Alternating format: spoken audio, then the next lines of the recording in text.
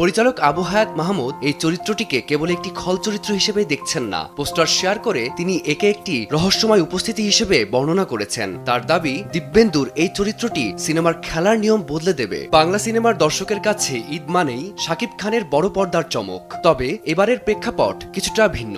90 দশকের ঢাকার আন্ডারওয়ার্ল্ড আর আভিজাত্যের লড়াই নিয়ে নির্মিত Prince once upon A time in Dhaka সিনেমায় এবার যুক্ত হলো আন্তর্জাতিক মানের অভিনয়ের টক্কর।